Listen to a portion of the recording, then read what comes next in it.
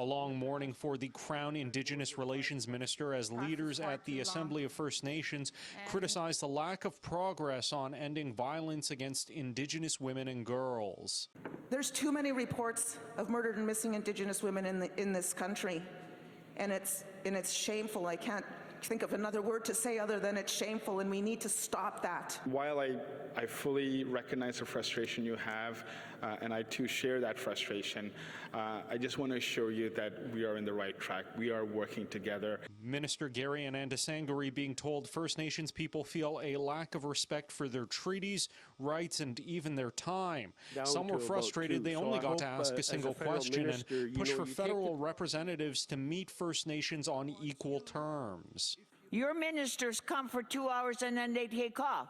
And the same thing looking on their phones while we're trying to address our issues with them.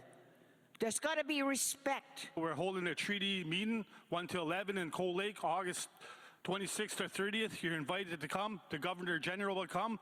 And if the King, if you're listening, come. And if Trudeau, if you have enough, come to my territory.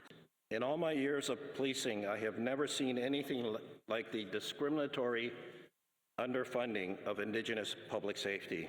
These services are asked to do more with less. In fact, at times they're asked to do more with nothing.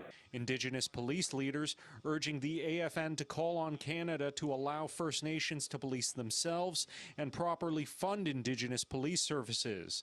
Canada has around 36 First Nations police services, and many have filed suit against the federal government alleging chronic underfunding. We had one of our young ladies go missing. Skeletal remains were found. We're still trying to identify who that person is, but we have an idea.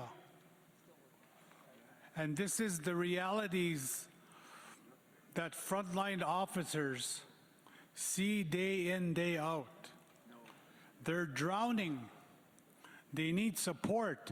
They need more officers on the road. The resolution on First Nations policing passed. In Ottawa, Xiao Li, City News.